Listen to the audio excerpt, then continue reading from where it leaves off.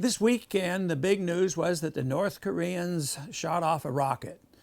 They claimed they were making an attempt to put a satellite in orbit, which they have a right to do under international law. Space is supposed to be open to all those individuals who want to use it. Of course, the West, including our government, or especially our government, reacted almost in a hysterical fashion.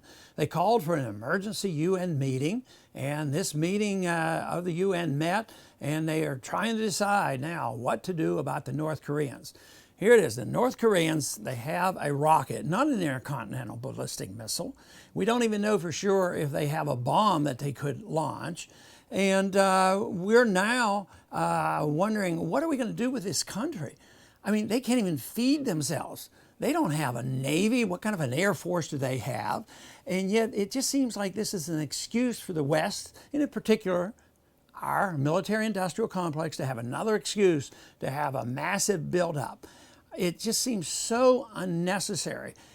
Ironically, it seems like the Chinese had the most measured response to say, why don't you just sit back a minute and think about this? And I think that's what we ought to do. The Koreans aren't going to attack us.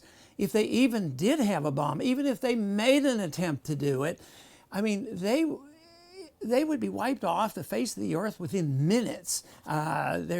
It's just preposterous to think that the North Koreans are a threat. I think they're playing cat and mouse. I think they're laughing. I think they love to see us go nuts over this. But what they don't understand is they might not realize how much we might overreact. And this whole thing that some of our politicians are saying, well, we should have gone in there and bombed that site before it even took off. But the technology there is so primitive, and yet we're at this point of thinking that it's like Pearl Harbor again. Just think, we are concentrating on weapons, and weapons are really important. But what have we said for many years? It's not the guns that kills, it's the people that kill.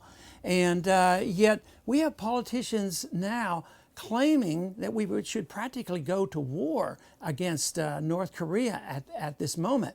Quite frankly, I think if we wouldn't be in South Korea, which I have advocated for years, South Korea and North Korea probably would be unified and they'd be westernized by now. But this whole idea that we're there and we persist with this confrontation, communism is a failure. That's why the Soviet system collapsed. But when you play these games, just like we did with the communists in Cuba, Castro lasted a lot longer because we put sanctions on Castro and gave him cover. But that is going to come to an end. Eventually, after all these years, sanctions don't work. People are now crying for even more and more sanctions. So it just doesn't make any sense whatsoever for us to pursue these policies of antagonism. You say, well, these people are a bit nuts. Well, if they don't want to talk to us, fine. But if they would talk to us, I wouldn't give them any money.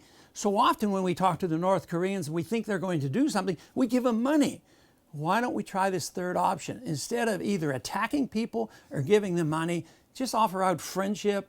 If they want to trade with us, fine. But communism fails. It will fail. Their system is failing. The Soviet system, we didn't have to attack it. They had thousands and thousands of nuclear weapons, and we didn't have to confront them. And now we're acting hysterically over this whole notion that we have to attack them. Sure, they might be working on a weapon, but just think in the age in which we live. People need to understand and study what fourth-generation warfare is. They need to understand that we were really brought down, and chaos was caused by 19 individuals with box blades.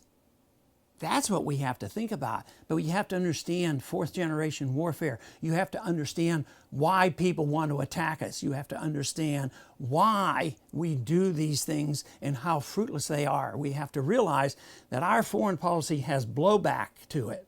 And that is the biggest threat to us.